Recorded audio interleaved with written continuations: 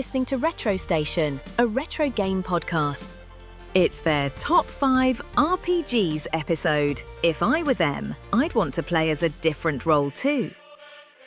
Hi everybody, welcome to RetroStation, a retro game podcast. I'm David. I'm Hilary. And I'm Steven. And today we're having a special episode. We are going to be telling you about our top 5 RPGs of all time. There's not going to be any news because the news is you finding out our top 5s of everything. That's all the news you need in life. All the news you need. All the news you need. There's no games we played. Except for these 5. These are the five. only ones that need to be played. You could throw away all your other games and just get these. Exactly. Technically, it could be up to 15. Hopefully you like RPGs. Could be up to 15. I'm going to guess 12. If you don't like RPGs, then now you do. Or you don't like games anymore. These are the top up to 15 games, and no other games matter. Yeah.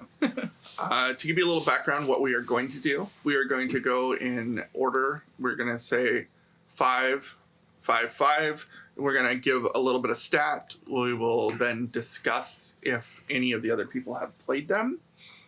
And what they think of them compared to what we think of them. Like we predicted in our last video, I'm not sure. We might have some overlap in series. I would be surprised if there are a lot, if any, one-to-one matching games. We'll see. We will see. We will, Steve. I don't like any of David's games. I'm going to predict that right now. That's all right. And Yeah, wow. we are going to go 5, 4, 3, 2. You'd think the next one would be 1, but we are going to do honorable mentions because narrowing it down to 5 was so hard. It was painful almost. But we want to do the honorable mentions after number 2 in case they do overlap a little bit. We don't want to interrupt someone's ranking system.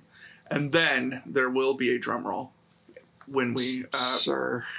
do number 1. Yeah. And I actually thought it'd be kind of easier for you guys to narrow it down since I have the actual top 5 RPGs and you guys could just kind of get the next 10 or so after that. So. I mean, we've all been around like 39 or more years, so there are plenty of RPGs out there. Yeah. Mm-hmm. To narrow them down to 5 is a task. Yeah. This is very true. I'm curious if you guys did anything like this. I put a couple limits on myself just because I didn't tell anyone else to do this, so they don't have to have. I didn't include any strategy RPGs, and I didn't have more than one game of the same series because it made life easier, and I didn't want to keep saying a same series name over and over again, even if that was, I don't know if that would have been the case anyway, but before I even started thinking about what my I choices didn't were. realize that. No, you don't have Final to. It Fantasy 1 through 5. Oh, With honorable That's mentions, fine. 6 through 16. 100%. Yeah, no, that'd be amazing. What about all the side ones? Do those count? Like Crystal Chronicles, all that? Oh, yeah. Okay, good. For sure. Good. Important, yeah. No, that wasn't for anybody else. Those are just rules I put on myself. No one else had to do them. So if they did do Final Fantasy 1 through 5, 100% cool. That's not breaking any rule. It's just, I was trying to avoid that. Just for me. Did you guys do anything like that? Or are you just kind of whatever the top 5 are? I did not limit myself to an RPG. Well, like what an RPG was. I have RPGs, I have action RPGs, I have JRPGs, I have TTRPGs. I didn't limit myself to systems or anything, but I did limit myself to if I where I ranked like series, I would put that series, but I only picked my favorite game of that series to talk about, if that makes sense. Yeah. I did something similar where I was like, okay, if I thought about a series, like which one was my favorite, or occasionally, like there might be 1 or 2 where like my favorite is kind of a little loose definition where I kind of also thought about it, like which one, like it might not necessarily actually be my favorite in the series, but it's more of a key to my gaming experience. Right. That makes sense. There were quite a lot of games for me, especially because RPGs are so big, where like I think they were fantastic, but I didn't get that far into them. So I didn't put them on my list, even though I could imagine how those could end up being better than some of the games I picked. I just didn't feel like it was fair to really rank them that way because games can go downhill halfway through sometimes, and even if I've not heard that they have, there were some I eliminated just because I haven't gotten far enough into. Yes, so that's correct. I did limit myself on that. All the games in my top 5, I have finished. Wow, good. And then the ones in my honorable mentions, they would make the top 5 probably, but I have not finished them. Gotcha. Makes sense. Good. I don't think I finished all mine, but I've gotten at least a ways in enough that I feel confident in putting them in there. So I have not finished mine. I think there's only been 1 or 2 games that I've actually finished. Ever? Yeah. I cover the whole spectrum. I typically I will go really deep into the game and then I get distracted by things, and then by the time I want to go back to it, I'm like, I don't remember stuff, so I'm gonna restart it. So there's a lot of games that I've played multiple times because I've restarted it, but haven't actually finished. So. This is somewhat related, but I had a friend who was playing through one of the Lufia games on Super Nintendo, and she got all the way to the last fight, loving the game, and she stopped. And I was like, why did you stop? And she's like, because if I beat the last thing, then the game I like will end. But if you're not playing it, it's also ended. Correct. I didn't understand. That's correct. I still don't understand. Every time I think of that, every time someone says Lufia, I'm like, the fuck was up with that? Did she ever figure out this game and finish it? I don't know. I don't really have to know. I don't really care. But it's weird. What a weird thing to do. Yeah. Mm-hmm. Yeah. I don't not finish them because I don't want to. I just... Yeah, no, I know. But I mean, if I was that close, I'd be like, I don't care if I have to stay up late tonight. Now I'm so close, I'm gonna finish this goddamn game. But, well, a lot of the times there's, in newer games, there's New Game Plus, where you can finish the game and then it'll kick you back to a certain... You can either start the game over in the New Game Plus version where you keep stats and then you continue, or it'll kick you back to a point right before the final boss, so you can go back and do that stuff. I don't know, it's interesting. All right, so number 5. My number 5 is a newer game published in 2017. It was actually released for the 3DS in 2017, and then it was remastered by Gorizo for the Switch in 2021. And this game is Miitopia. Oh. Okay. So in this game, you're playing as a team of heroes, and you get to design them in the Nintendo Mii atmosphere, so you can kind of make the characters look however you want to make them look. Our oldest is a huge Sonic fan, so she's made all her characters be different Sonic characters, and then you assign classes and attitudes. It's a pretty straightforward game and a lot of repeat.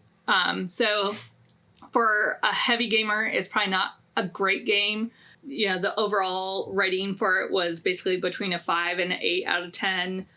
Game Informer gave it a 7.5 out of 10. The reason why I have it on my list is that I think this is a really good game to get people into RPGs, especially kids, because it is an easy game to pick up and play. It's not overly complicated for kids, but there is a lot of nuances, and it has a lot of stuff that kind of some newer RPGs have in it. So I think it's a good way to get people started into RPGs. I didn't even think of that with mine. Yeah. All mine are fuck them kids. That's interesting. I've never played that game. I don't even think I've seen it. It looks adorable. Yeah. I haven't played. I've seen our kids mess with that. I've heard about it once before when we had discussed the definition of RPG, and you said that the kids were arguing if it was or not. And the only time I've ever looked up something is to look up to see, not ever look up something, ever look up something for this game. I know everything. Never owned a dictionary. Never read encyclopedia. It doesn't even use Google except for this one thing. The only time. The only time I've ever looked up anything for this game was to confirm or deny that it was an RPG. Yeah. But right on. Yeah. What system did it come out for? It originally came out for the 3DS, but it's also available on the Switch. Interesting. Did you play it? I've not. I've just seen it. I think it looks cute. Yeah. But yeah. I've played it. I didn't get super far into it. Again, I got distracted by other things. But I had fun coming up with, because I knew some of the classes that you had and stuff like that. So, and because you can make your character look like pretty much anything that you want to, I pulled in some, I made my healer look like Baymax, and I had my warrior look like Iron Man, and so I made my characters kind of look like pop culture characters I like that fit that class. So that's awesome. Okay, so my number 5. I would never would have guessed it by the description, by the way. That's interesting. Yeah. Yeah, that's not one I predicted for you. Yeah. Not that I tried to figure out a whole list for everybody, but I don't think I knew that was going to be my surprise pick. Yeah, that's awesome though. Okay, so my number 5 was published in 1990 by SSI. That's Strategic Simulations Inc., I think. And this is Advanced Dungeons & Dragons: Secret of the Silver Blades. This is kind of honestly a placeholder in a way for that whole series. It's known as the Gold Box series because they're all in gold boxes. Amazing. And they'll play very similarly, which is why I say it's a placeholder, but there is a reason I put this one instead of one of the others. There were 3 different series in this thing. So there was a Forgotten Realms one that was 4 parts. There was a Dragonlance one that I think was 4 parts, and then there was a Savage Lands or something. I can't remember what the other one was.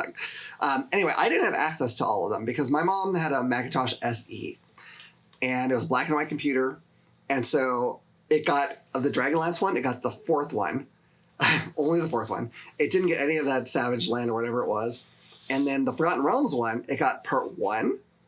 It got this one, which is part 3, and it got part 4, which is weird and kind of a bummer because one of the cool things about that series is that if you're staying within that same series, if you started with part 1 and beat it, you can then take your characters and everything they have and transfer them to part 2 and take them through the entire series of games if you wanted to. I couldn't do that because limited like that. But so these are games based on Advanced Dungeons & Dragons 2nd edition, and they're basically the view when you're moving around them is a first person view, so that takes some getting used to. But then when you get in a fight, it becomes like a grid map. So it's almost like a tactical strategy thing where you can move your characters around and it all goes by initiative as per D&D and you have all your spells.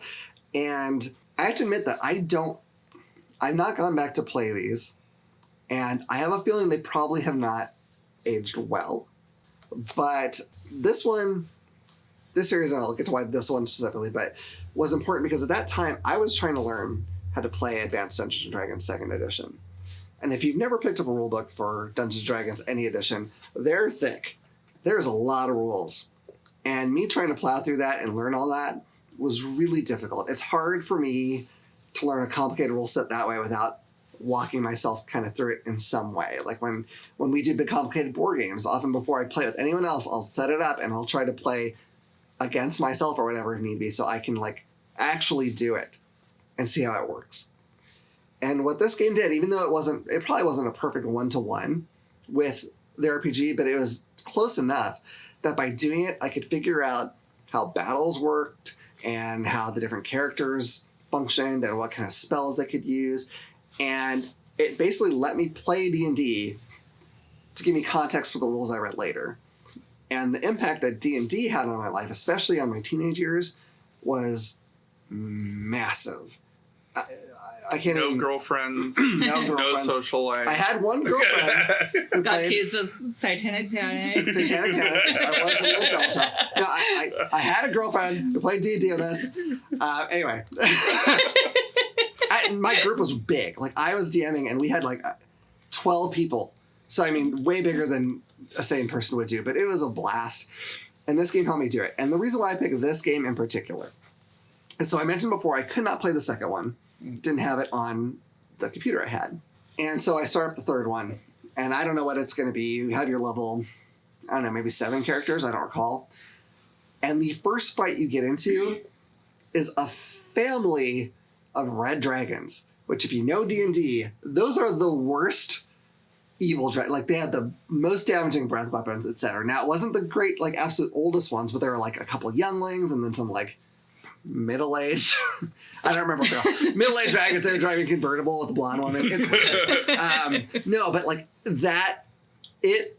almost made me shit myself because I was like, oh my, are you kidding me? You're starting me with red dragons? Are you nuts? And I don't think a D&D game would make me feel that later until Baldur's Gate 3, where I'm like, I'm level 1 and I'm fighting what right now?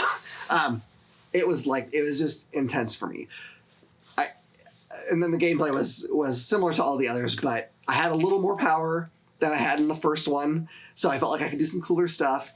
It wasn't quite as overwhelming as it was in the fourth one of the Dragonlance or the Forgotten Realms series, where you had like a bajillion things that you could do now, where I was like, I don't know, how do I deal with all this? It was like a perfect level to feel powerful and awesome and have tough things thrown at you that I'd only read about and like know they're scary. It was just amazing to me. It's a great series. I have them on my computer and like I want to play them again, but I also don't because I'm afraid it'll hurt my feelings. Might hurt. Yeah, and you said 95? 90. 90. Yeah. Okay. They're not pretty. I like them. I like the way they look better in black and white than the color ones. Actually, that might just be because how I played it, but I think they were able to. For some reason, they just look nicer. But there is one of them came out for consoles. The first one in the Forgotten Realms series, so that same series as Secret of the Silver Blades, called Pool of Radiance. But apparently, because it is a PC game that they're trying to shrink into a cartridge, it's real stripped down and not very well done. So I really don't want to play it on that. But right now, it lives happily in my memory as this amazing thing. I may or may not ever try it again. I don't know if anyone who goes out and plays it now will like it. Maybe.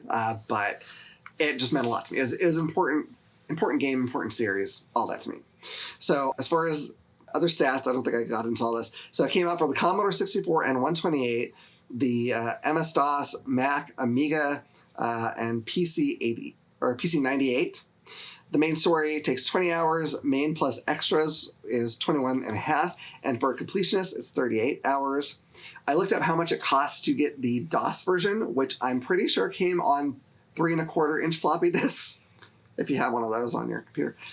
To get it, just the disc, it's 28. To get it in box, it's 50. And to get it shrink wrapped, or however they sealed it back in the day before they invented plastic, it's $100. That being said, you can get the whole collection on Steam for a lot cheaper, or on GOG. I wouldn't get it on GOG though. I have that, and it had this DRM thing where it had this like two like spinning wheel things, and you had to match up symbols. And you can get the PDF, but it's split apart. So you either have to print it out and then make that thing, or try to like figure it out where the different boxes would be. Get it on Steam, or some other way where they cut that out entirely. But you can get it for cheaper than probably any of those prices that I just said, and that's a whole series. I've never played this game Yeah. or the series. I don't know if I've even heard of it. I wish I could say maybe I recommend it. Maybe I've heard don't. of Forgotten Realms. Yeah, I don't I've know, heard man. of Forgotten. That's where Baldur's Gate takes place. Yeah. Same world. So, but it is old. It's old, and it probably will feel old if you play it. So You're old. I am old. I feel old when I'm around you. So. Yeah. Steve, before you get on, I do have I didn't do prices on any of my games, but I did get their how long to beat. So for Mutopia, the main is 30 hours, main extra is 46 hours, and complete is 89.5 hours. Awesome. Since we're going back and covering things we forgot to say, I did get one review thing. Amiga Action gave it an 87% and said it's one of the best RPGs around. If you missed this one, then you're a fool. This is also the last of the Goldback series to sell over 100,000 copies, which seems really small, but for computer games back in the day, that's actually pretty good. So now I really am done. Yeah. Are you really done? Yes. Okay. All right. I'm not going to give you any prices or critic scores. I don't look those up. That's okay. All you need to know, they're on my top 5. 10 out of 10s. All right. So, at number 5, it is from a series. This specific game was released October 11th, 2012. Publishers, Square Enix. I've heard. Yeah. It was produced by Tomoya Asano, directed by Kensuke Nakahara, developed by Silicon Studios. Now, where it might throw you off, the platform that it came out for was the Nintendo 3DS. This is a role-playing game, single player, and of course I am talking about the Bravely Default series. Oh, okay. In particular, the first one. I have played all the games in the series. Bravely Default, the original, is the only one that I have gone to completion. I will give you the how long to beat. The main story is 54 and a half hours. The main plus extra is 75 and a half hours, and completionist is 98 hours. This game, you are a main character. You have fallen from, I think you fell from the sky in this one, and you come across some other people that you end up joining along the way. And the thing that really drew me to this game is you get a story, like a normal JRPG game. You get job classes, so you can customize your 4 characters that come out and fight. Then on top of that, to get those job classes, you have to go down a storyline. And when you get to the end of that particular storyline, you fight a boss or a few bosses that have the job asterisks for that job. And upon defeating them, you then collect that job asterisk, and anybody in your party can use it. You then use those jobs in combination to make your perfect party.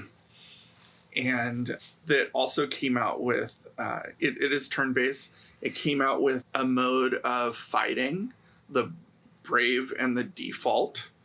So when you default, you essentially defend or wait a turn, and then you build action points. And you can get, I believe, 3 action points built up, or you can go brave, which is negative action points. And so if you wanted to, on the first turn, you could take 4 actions, but then you had to wait 3 additional turns to get back to basic. Whereas the opposite way, you could default, and you could default 3 times. So you essentially waste 3 turns, and then you could do 4 actions in a row. Obviously, when you're grinding, if you just went 4 actions, 4 actions, 4 actions, like 12 actions in a row, you're probably going to beat like your basic random monster. Then you get certain abilities that will take 2 actions to use, so they'll be stronger than the normal. So if you wanted to, like, I don't know necessarily if this one was, but if you wanted to like cure your party, that could take 2 actions. You could do it right away, but then they would forfeit their next turn. Or if you defaulted and then let everyone hit, now you have that built up action. So when you did cure your party, then you'd be back down to normal. So it was a very much of a balance in how you wanted to use your action economy.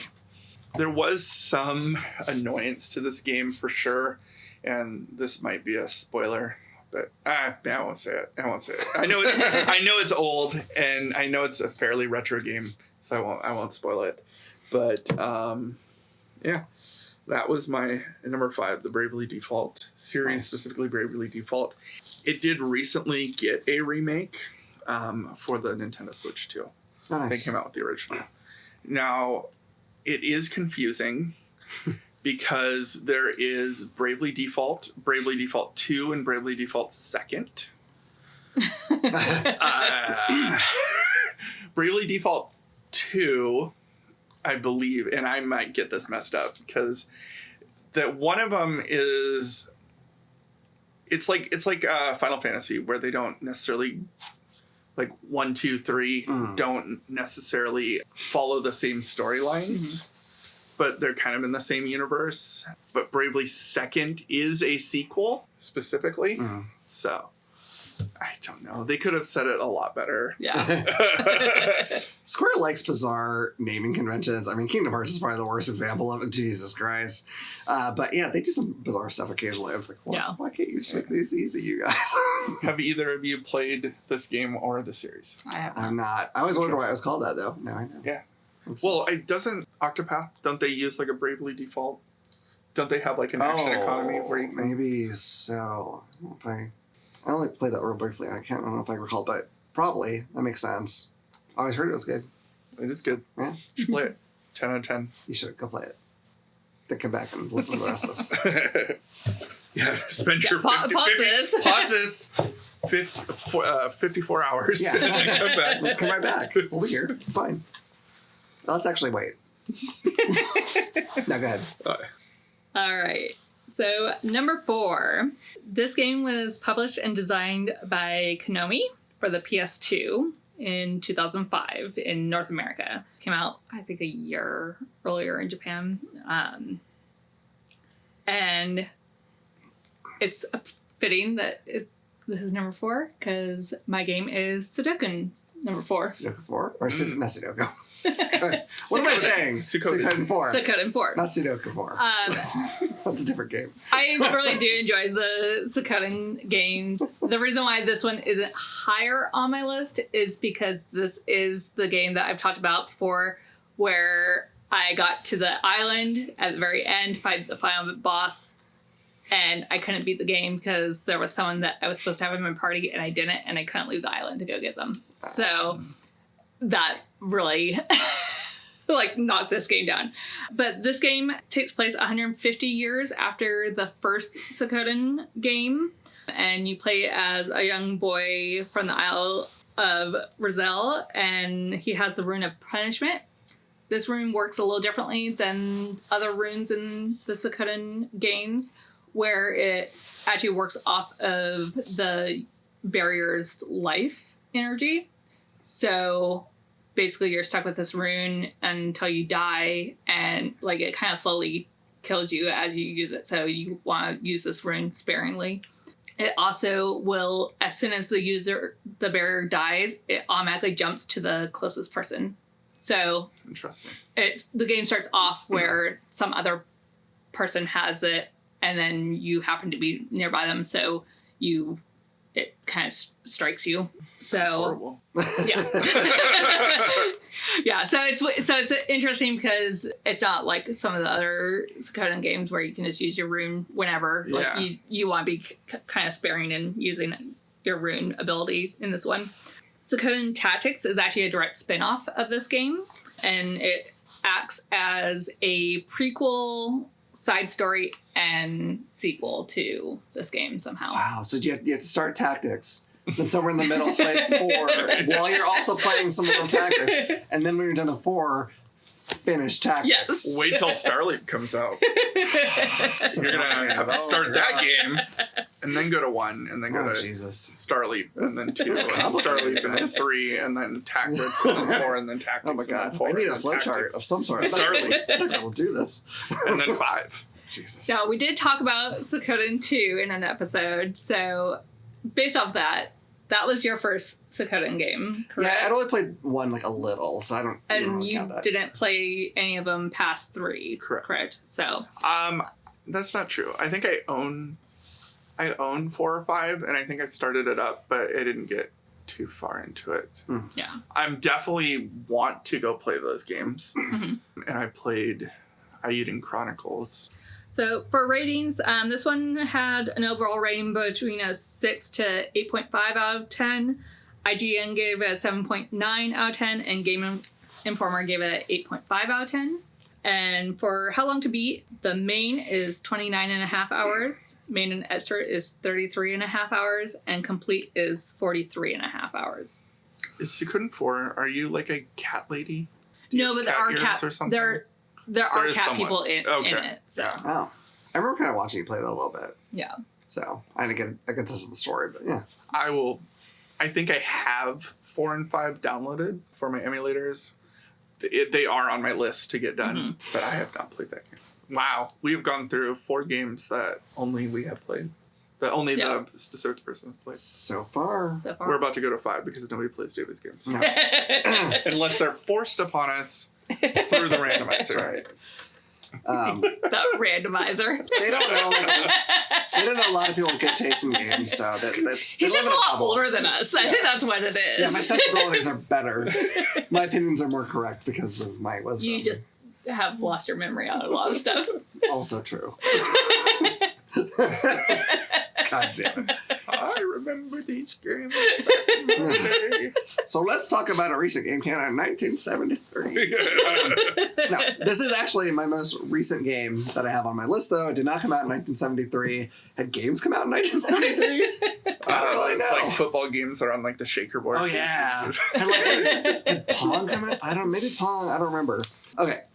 So my number 4 is Tokyo Mirage Sessions FE Encore.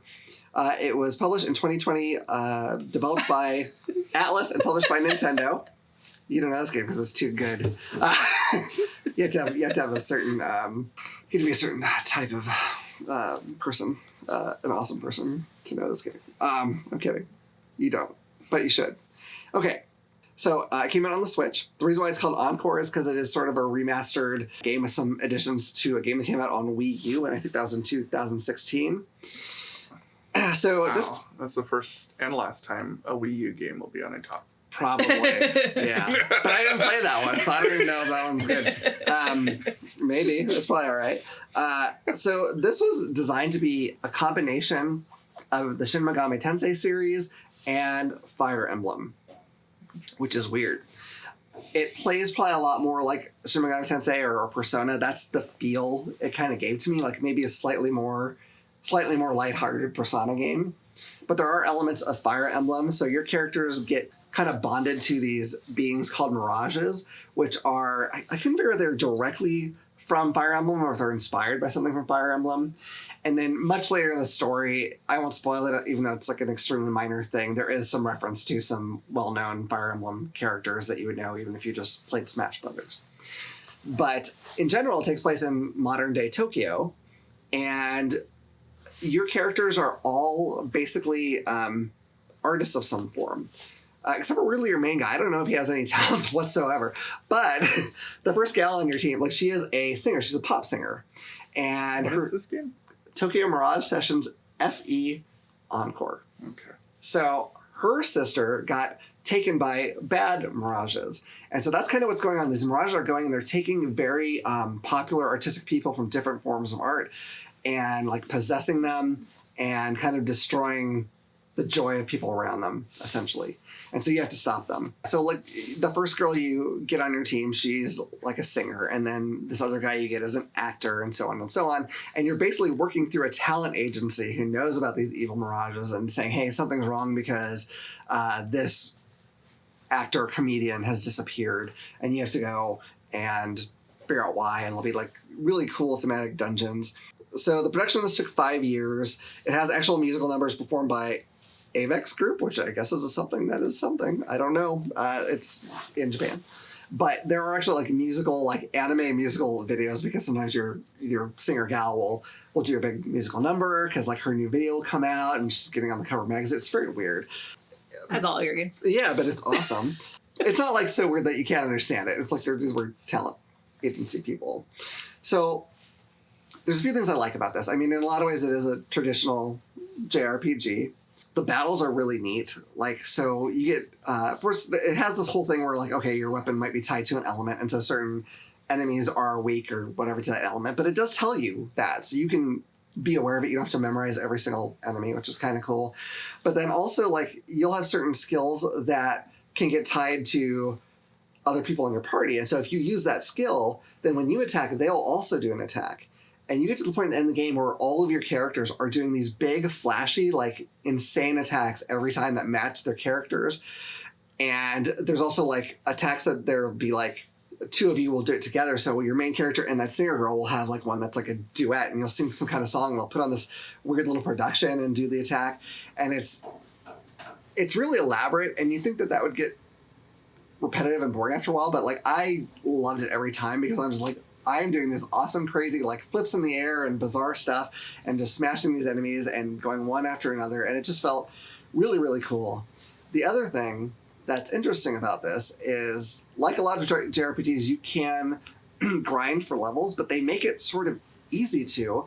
You have a portal in your home base that'll take you to this place where you can get these items. And when you take this item, this consumable, I can't remember what it's called, it will get you to like within 1 point of the next level. So you do one more fight, you go up a level. Easy. And you think you would just grind yourself to like oblivion, But for some reason, I found that when I could do that easily, I would just like get a couple levels and then I'd go try again the area that was tough for me. But it made it simple, and I didn't waste. I don't know if grinding is a waste, but I didn't feel like I had to use a lot of time to do that. I could just go, maybe do that a little. It didn't take long, and go and push forward in the story more. There are, in addition to the bosses that are tough to fight, there are these like extra tough enemies because you can see them on the map, and usually they're sort of like a purpley color, like it looks sort of like a ghost. But if they're red, then they're like I don't remember the term they use, but it's like an epic version of the enemies. And some of those, I swear to God, are tougher than any of the bosses. There's some that I cannot defeat. So you have to try to avoid them if you don't want to fight them, but you can if you have the experience or whatever. It's cool. You gain all kinds of different weapons. Your weapons change on your person as you go. You can give them different outfits because it's very anime. It, to me, even though I have some RPGs that are older, this game has everything I want an RPG to be. It's got a cool story. It's got some humor. The grinding's there, but it's easy. The battle system's fun. Like, every part of this, it's quirky as hell. RPGs don't have to be that, but it was really like everything I could ask for in a JRPG. So, as far as like reviews, Nintendo World Report gave it a 95. It's a Tokyo Mirage Sessions FE Encore. Remains one of the best role-playing games I've ever played. Everything from the characters to the battles has its own specific purpose, making it for one a meaningful adventure. Now, on Metacritic, it has an 81 because they only ask people who can count that high. So, that's why. They don't know the higher numbers. So, the time to beat... it's weird that they did that. They shouldn't have done that, but whatever, because it's perfect. And not only is it perfect, I played an imperfect version of it. So I downloaded it to test it to see if I wanted to buy it. Okay? And I played it on emulation, and it had some graphical issues here and there. Occasionally, it would like hard freeze up, especially on the cutscenes. And I still loved it. And I accidentally played through all of it before buying the game, which was my intention. So I then bought the game because I'm like, these people, I'm not gonna not buy this game from them. So it's still sitting in shrink wrap in our house. But this is a game that a month after I stopped playing this long-ass game, I kind of wanted to play again. I didn't because I had other things to play, but like I almost restarted a game again, a big game that quickly, which I do not do. So anyway, time to beat, if you just go straight through it, 38 hours, straight plus extra is 50, and then completionist is 62 and a half. If you want just the... Are they calling them cartridges on the Switch? What are those things? Cartridges. Yeah. Cartridges? Okay. It's 45. If you want everything with it, it's 50. And if you want it in shrink, it's $62. I'll sell you it for $62. I probably won't. I'll keep it. It's good. Yeah. Never even heard of this game. You should. You probably heard of it because it's on your shelf? It is. No, it's one of those like... No, I'm not surprised. Because you have like Persona. You have Persona next to it and Fire Emblem, and they're like those things. And some people were mad because they thought, there's not enough Fire Emblem elements, and that's what I thought it was. It doesn't have Fire Emblem battles. And so some people didn't like that aspect. I will probably never understand why this isn't talked about in the same breath as Persona and Shin Megami Tensei and all those, because this gripped me harder than even the fantastic Persona games ever did. So, yeah. Great game. So we made it through 5. We are not going to make it through 6 without someone else playing this game. I know that at least David has played this game. Hilary, I'd be surprised if she hasn't. So, Pac-Man's not an RPG. You'd be surprised. I could start this game giving you the publisher and you would know the game. I could start this game giving you the director, you would know this game. Directed by Todd Howard. Did he write Spider-Man? No, he's that guy who was Opie. Publisher Bethesda. Ron Howard. Shoot, okay. Bethesda. Nope. Softworks. Oh, where's Waldo? Yeah. The Where's Waldo RPG. This came out for Windows, PlayStation 3, Xbox 360, PlayStation 4, Xbox One, Nintendo Switch, PlayStation 5, Xbox Series XS. You could pick up a cardboard piece of paper on the ground. It came out for that. It has, multiple remakes, anniversary editions, upgrades. It has everything but a sequel. And but we were talking about the Elder Scrolls series, specifically Skyrim. This game, the how long to beat is you have not beat it yet. Don't worry about it. The main story is 26 hours. The main plus extra is 112 hours. And the completionist is 204 hours. Who plays that for 26 hours? Yeah. Well, it's such a huge jump from that to main and extras. Yeah. Like, so the main is if you went specifically through just doing those main storylines, and even then, like, there's so many choices within that storyline. I feel like you can't even walk through the main storyline in 26 hours. Yeah. You know what I mean? Yeah. Like, yes, you can fast travel. There are survival modes that make it harder if you want to make it harder. There is a multitude of different ways you can play this. You can customize your character. Once you get to level 100 in that thing, you can take those. It's interesting because when you get to like, let's say 100 in stealth, you can then bank all those points and use them elsewhere. And then you can build up your stealth again. So like you could essentially max out everything if you wanted to. Right. You can be a melee character, a wizard. You're going to be a stealth archer. Don't worry about any of those. I was real sweet to be a stealth archer earlier. Yeah. You can play it in third person, first person. I've technically beaten this game, and I have maybe touched 50% of it. You know what I mean? Yeah. Like, there are so Absolutely. many different guilds that you can join and for some reason become the leader of. And there's just so much you can do. You can even farm in that game. I don't know if you knew that. A ghost skip you a house, and you can farm. Right. Which is great if you're doing like alchemy and things like that. There is crafting in the game. There is mining in the game. There is sneaking. You're sneaking everywhere. Don't worry about it. You get married. Yeah. There's like five different. Yeah, you can get married. You can have followers. You don't have kids. You adopt them, kids. Yeah. Pets. There's like 4 or 5 different pets you can get. Yeah. There's, I don't know, 5 different types of magic that you can do. Something like that. Yeah. It's like a first person D&D game. Yeah. Yeah. It's insane. It's insane. But you will start out as a wizard and then become a stealth archer, because then you'll make your guy summon a bow and then become invisible. And you will you will get a sword and shield, but then as soon as the dragon goes up in the air, you're a stealth archer. And yeah, it's hard to hit the sword or the dragon when he's in the air with your sword. It doesn't work too well. you're like, Come down, please. Okay, no, not on top of the roof. No, down here. yeah. There's the world map is. It's not huge in comparison to some games, but it is ridiculously large. Yeah. And when I'm talking about this game, I am talking about like a lot of the Elder Scrolls series could make the top 5, right? Of anybody's list. And this is just the most recent and the one that I have beaten. But I have put some time and I've watched a lot of time into Oblivion, and it's crazy. This game, you can become a vampire, you can become a werewolf. Like, what can't you do in this game besides resist becoming a stealth archer?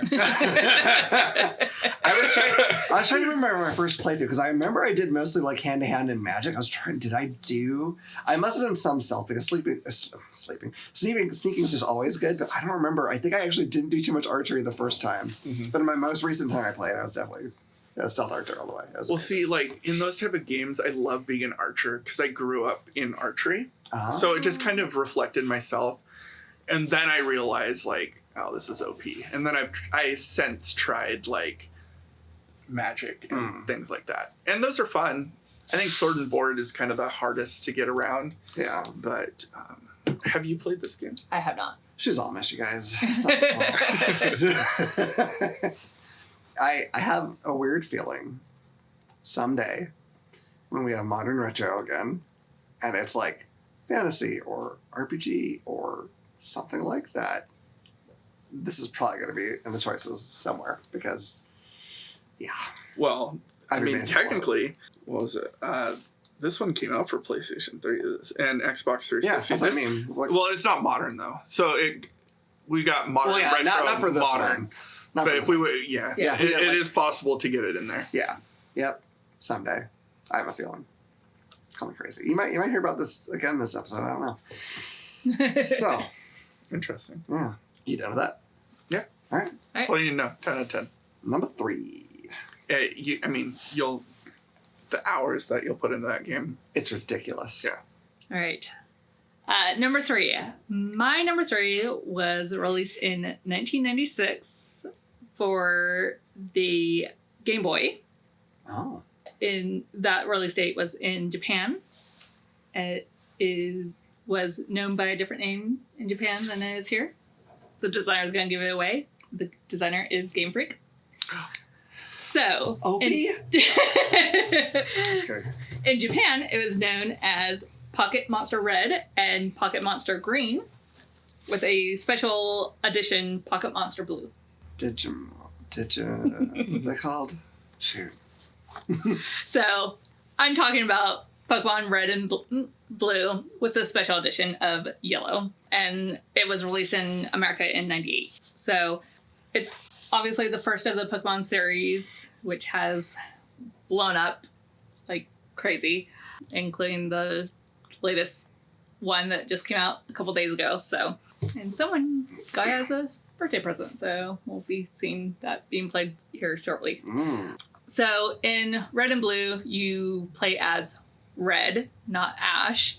In Yellow, it does follow changes things to follow the animated series a little bit more. So you are playing as Ash and have Pikachu that follows you around. In Blue, do you play as Red? I believe it's the character's name is also Red. That's confusing. Yeah. I'm not totally sure, but I know in the next one, in the sequel, you can unlock, well, not unlock, you can fight Red. Yeah. So, but his name is Red. So Yeah. they obviously chose a favorite. So the goal is to become the Indigo Leader Champion by defeating all 8 gyms and the Elite Four. This one has 151 Pokemon that you can get to complete the Pokedex. But in both the red and blue versions, you have to be able to trade with other players that have the opposite game, because there's going to be some Pokemon that are in one version but not the other. Caterpie / Butterfree is an example where red had Caterpie and blue had Weedle, Beedrill. So there's examples like that where it's similar Pokemon but is in one game and not the other. I think Oddish and Bellsprout were also in one or the other.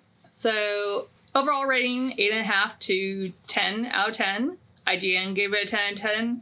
Game Informer didn't have red or blue, but it did have yellow, and it gave yellow a 6.5 out of 10. So I'm not sure why. Overall, yellow had a lower score than red and blue. I'm not totally sure why, other than I think it was similar enough to those that people are like, oh, like it's not like a new game. It's not a new game. It, like I said, it did change red into Ash, and it had Pikachu following you. It also did include Jesse and James as Team Rocket instead of just generic Team Rocket people. Which you think would give it a better score, but I don't know. Yeah, like I personally prefer yellow over red and blue, so I'm not sure why overall it got a lower rating, but it did. So how long to beat? Red and blue is 26 hours. Yellow is 27 hours. Main and extra, red and blue is 43.5 hours. Yellow is 42. And complete is 99.5 hours for red and blue, and yellow is only 78.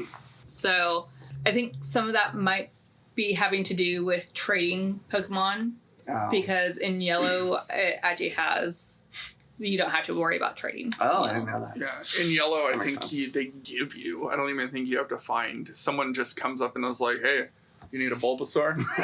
Yeah. Right? Yeah, because it like You get all 3 starters. yeah, in because like yellow. the starters I don't think are like really available to like find in the wild. So Interesting. Can you name all 151 Pokemon? at one point I could. Yeah. Play the Pokemon rap. Welcome back. David will definitely have put that in there. Dinosaur, orange juice, pickle juice. Use condom. I don't know. I know like 5 Pokemon. I don't think I named any of them just now. But yeah, so I mean, I believe Bulbasaur is the first Pokemon. I believe that is number 1. Yeah. Oh, there you go. So I mean, I think like Pokemon, I think is in general, it's just a really core RPG for a lot of, and it was the first game I know of that like utilized having to like trade with other players and using the cable link and all that kind of stuff. So I have played that game. I've beaten that game. I have collected all 151 Pokemon in that game.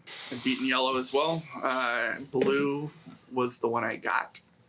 I've since played Red.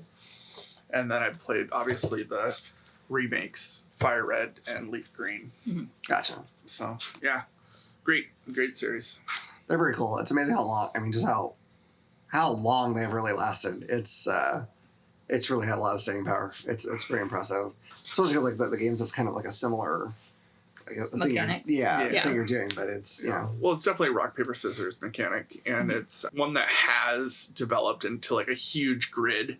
Yeah. I don't know when the last Pokemon type has come out, because there's a lot of Pokemon typings now that you can have 2 types that haven't even been created, I think, yet. Yeah. So they have a lot of wiggle room within what they have at the moment. But I do wish there was like a level scaling, because it's weird, because Pokemon was such a beloved game for me in my youth. Like, I think that game was right around like middle school time for me, and it had a challenge. There was a challenge, but the challenge was the same. So now that I'm gonna be 40, like my mind works differently than my 11, 12-year-old counterpart, and I want that challenge to be there without me having to self-impose rules upon myself. Right. Yeah. So for me, it's more it's the game that it's like, oh, like I'm just going to pick up and play it for a little bit and put away. Like, it's more of a zone out game than it is I'm playing this for a challenge. Yeah.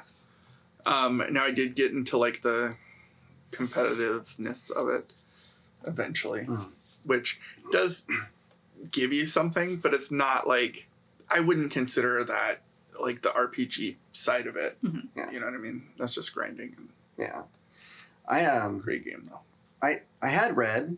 I don't think I played like super far into it. I don't know exactly how far along I got, but just in recent months, I've been thinking I should go back and like find a good one to just really start with and plow through it. I don't know if I'll do like I might do one of the remakes, the Fire Red. Yeah, but I've also heard that a lot of people really consider like Heart Gold and Soul Silver to be amongst the best ones, so I might try that too. But yeah, They're all pretty good. Oh yeah, I mean, and their stories are all pretty good. Sometime I know we're gonna get one on an episode at some point. I don't think there's any doubt about that, as long as I pick it. Yeah. Good? Yep. Okay. It's another one no one's ever heard of. Oh, you've heard of it. I don't know if you've heard of it. I don't know if you've heard of it, but the well-informed have. I'm just... Or the very old. The very old have heard of it, for sure. So my number 3 was originally published in 1992 by Working Designs, and it was designed by Game Arts. I put specifically the remake of it in here, and that is Lunar Silver Star Story Complete. I did play Lunar Silver Star Story on Sega CD, which is that earlier one. I don't know if it was the first JRPG I played, but it's definitely the first one that really caught me and made me love JRPGs. It was amazing at the time because it was on a CD. It had like full anime like cutscenes, which you could not do on cartridges. It had like actual like songs with people singing, which again you really couldn't do on cartridges. So just technologically it blew me away, but the story was also really cool. And then so when they re-released it on PlayStation with Silver Star Story Complete, I had to buy it. It also came out on the Saturn, but only in Japan. They created a really deluxe set of it. It had like a cool like hardback booklet in there that had like art from it and all sorts of information. I think it came with a soundtrack. It had a cloth map. Eventually, I think this might have been for pre-ordering the second one though. I had I got a puppet of the main bad guy from this that was like one of the Punch and Judy puppets. So you stick your hand in it, it had like little levers and you'd like punch. It's really stupid. I don't know where it is, but somewhere I have that guy, I think. All right, so this game was the second highest selling PlayStation RPG in 1998 behind Final Fantasy VIII. Silicon Magazine called the game a masterpiece, awarding it a 95% rating and declared it an asset to the game industry, calling it a game that will sell systems with gamers actually buying PlayStations just to play it. I will admit this. I was working at GameStop at the time. I don't know if anyone ever said, I need to play Lunar, give me a PlayStation. I would have because I played the Sega. I'm just being realistic, guys. I would have because I played on PlayStation and I loved it that much, but like, how many people had a Sega CD, or I played on Sega CD, I should say. How many people had a Sega CD? Not very many. So I don't know about that, but if I just bought a PlayStation and got the game, I'd be perfectly happy about it. In 2000, Silver Star Story Complete ranked 22nd in IGN's list of top PlayStation games of all time. And 2001, Electronic Gaming Monthly ranked it 75th on its list of the top 100 games of all time. And I have to agree. I mean, like, it's, in many ways, it's just like a very standard JRPG, but the story is fantastic. It just really wrapped me up in it. It's not super, super long, as I'll tell you about in a minute. And it's one of the few RPGs that I have played a second time, and one of the few that I'm even considering playing a third time because they released like the remastered version and I kind of want to play it. It also came out on PSP, I think, which is also different than the PlayStation one. Technically, I could play this 4 times and have at least a slightly different experience each time. I think there are some significant differences between the PlayStation one and the Sega CD one, but I couldn't remember at the time and I don't remember now, so, whatever. So Time to Beat, just doing basic story, 26 and a half hours, story plus extras, 30 and a half hours, and completionist is 46.5 hours. There are some optional things in there, like there's, I can't remember if it's a guy or like some guys that want like these pictures of your main characters in swimsuits that you have to find them. Don't ask me. It's weird and it's Working Designs like that shit. I don't know if that was in the Japanese one or not, but it seemed like something Working Designs would add. But yeah, if you like JRPGs, you should play it. You should just play it. It's great. Buy a PlayStation. Buy a PlayStation. Or you just get the remastered one on Steam or Switch or any of the other systems. It's really, really good. It's really good. I started the second one, which some people say is even better. And I didn't get far into it because I'm like, this isn't the first one, which is dumb. But I'm like, yeah, it might be better, but it's not the same thing, which is a ridiculous way to think. But I loved Lunar, the first Lunar, and the second one is like either like 3,000 years before or after or something like that. So I'm like, it's not the same. I want it to literally be the same and called Lunar 2, apparently. I'm an idiot. Anyway, but it's a great game, so play that. If you want to get it just the discs, it's $40. Complete, it's $98. If you want it complete and sealed, $284. So there you go. If I spent $284 on that fancy ass package, I'd be like, this is $284. It better come with the PlayStation. It better come with the I will buy a PlayStation so I can play my $284 copy of Lunar Silver Star Story Complete. I have heard of the game. Yeah. I've never played it. That's why you're sometimes still sad in life. I downloaded Lunar Remastered for... I've never downloaded this game. Nintendo. Don't say that. I almost got it on Steam. Yeah. It's there. So. Yeah. I just have so much backlog that I'm not ready to pay $50 for a game that I'm not super sure about, but I have looked into it. And still not super sure about it, so it's suggesting it. You have to work. You don't want to start with the best things and everything else is kind of a letdown. You have to work up to that. And when you get there, well, it's actually the third best thing, excuse me. But when you get there, you're like, yay, this outdoes everything else, except for the next 2 games I'll play, which were on David's list. So there you go. Have you played this game? I have not played Have you heard of it? You've heard of it? I've heard of Lunar, but like basically just because he's talked about it. Because in my sleep, I'm like, oh, Lunar, I love you so much. Lunar. Please be mine forever, Lunar. Let's get on to some better games. There's only 2, so. Do you want me to just list them, or do you want to just go ahead? It's fine. Is there anything else you need to? No. Okay. No, I'm done talking about the third most perfect game. Okay. My number 3 is from a long existing series. There are 16 games, multiple spin-offs, a movie, 2 MMOs, Partridge in a Pear Tree. This was developed by Square. Director Yoshiniro Kitase, produced by the same person. Designers Motomu Toriyama. This was released, this specific one was released July 19, 2001 for the PlayStation 2. It has since been put on the PlayStation 3, the PlayStation 4, PlayStation Vita, PC, Nintendo Switch, Xbox One. It is this the only one that has a sequel? Yeah, it is. Not true. Well, technically. Was that a quiz? No, I thought it was, but then I know Advance and Advance 2 are sequels of each other. And also 13, right? Is 13 13 a sequel? 13 has like 3 parts. How does it? Yeah. It's at least It is at least the first one. Yeah. I think. 13, another But- 13, and 13 Lightning Returns. But this is 10. Something like that. Obviously, the sequel is 10-2. Obviously. Obviously. But this follows Titus, who And had... if it's not obvious, we're talking about Final Fantasy. Oh, I said Final Fantasy 10. I just heard you say 10. Oh, no. Yeah, Final Fantasy 10. You're not listening. No, actually not. The How Long to Beat, I'm going to say it right now, Okay. is the main story is 45 and a half hours. The main plus extra is 68 hours.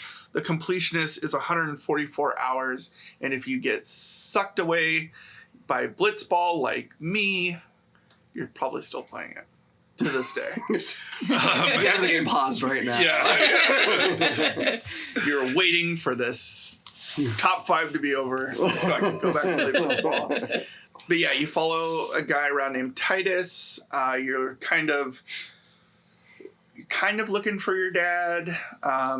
You hang out with your dad's best friend, and you get sucked from your. It's not modern. It's more of a futuristic world. Yeah. Back into like a. I don't know. Yeah, more fantasy world. And it's around a bunch of islands, and you get drawn up into this controversy of politics, like most Final Fantasies are. Who's going to be the head honcho? Who's going to be the head summoner? I think is what this particular one is about. What's nice is you do get, how many characters do you get? You get 1, 2, 3, 4, 5. Do you get more than 5? Am I missing someone? There's the main character Titus. There's Waka. There's the blonde gal. Riku? Yeah. Lulu. The big blue guy? Oh, the big blue guy. Oh, and then the Yeah, like I think there's 6. Okay. I was forgetting the big blue guy, I think. But yeah, Easy. what's nice though is while you're playing, they're all in your party. So you don't have to necessarily worry about like who you want to switch out at a certain, like you don't have to go anywhere to switch them out. They're literally all there. You pick your front 3, and then if you come across someone who's like, oh man, I need like elemental magic to kill this person, you switch out your big blue guy for what was her name? Lulu. Yeah, and she'll do her magic. But what's also cool is you collect like these. What are they specifically? They're like orbs or some sort of gem things. And there's skill ones, there's attack ones, there's magic ones, and all sorts of stuff. And then you upgrade your characters and you give them abilities by going to this giant map. And it's all interconnected. So technically you can go down any path you want to, but there are essentially specific paths that are optimized for certain people. And you can get like key orbs that will unlock different paths. So if you did want your main character to have elemental spells, you can find your way to that. Yeah. And things like that. So very customizable, very good for replayability and that sort, if you just wanted to try things a little different. The one downside I would say about this particular game is it is a little more railroady. There is not really an open world per se map. Yeah, that's true. You are going through a timeline of events. There are puzzles in this game where you're helping the summoner get through her trials. The summons are amazing. The graphics are amazing for this. Final Fantasy always has really good side games for their games, and Blitzball is a whole nother game in itself. And even if you don't like sports ball, this is going to be fun. Yeah, and it's not like another like normal sport. It's its own beast. And It is my like least favorite part of the game. That's fine. But I mean, there is I believe there is a card game in 10 as well. I didn't get too much into that. There's usually a card game in all of them, but yeah, you can, because in the Blitzball you can level up your characters as well. Yeah. As well as give them abilities. It's a whole nother game within a game. Yeah, it is. Am I right? Is there something No. that you can only unlock by playing Blitzball? Like, is there Yes. some kind of a summon or something like that? I can't remember now. I think it's Waka's ultimate weapon. That makes sense. Yeah, there are weapons that you can only get through Blitzball. There is also like some Blitzball abilities you can only get through by doing the main story thing, and it's like very early on. You're trying to like mimic your dad, and you have to like do this certain series of button presses. Yeah. And it's pretty difficult, even though they show you on the screen what you're supposed to push. But then you unlock move. This game, all the Final Fantasy games are great. I narrowed it down to this one in particular. Very easily could have been Final Fantasy Tactics, but I went with more of a role-playing game as opposed to a tactical game. And technically I haven't beaten Tactics yet. The only ones that I have beaten, I believe, are 7, 9, 10. And I've touched 10 too. 10-2 is also good. I mean, it is the sequel to this, and it more follows the females. Yeah. Right. And there's, I mean, the story is amazing too. Yeah, 10-2, they're trying to find Tidus. Yeah. The, Why, though? I Yeah. have no clue. His laugh is super annoying. In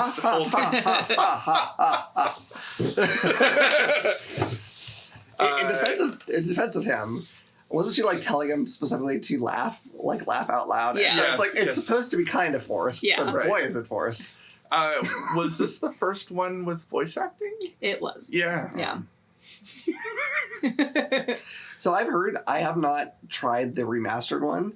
I've heard it kind of knocked because like they clean up the graphics a lot, but it makes them look kind of more like dead-eyed or something like that. I don't know. I'm curious, but yeah, I don't think you can go wrong. I have played the remaster. Have you? Okay. Because it's for the Switch.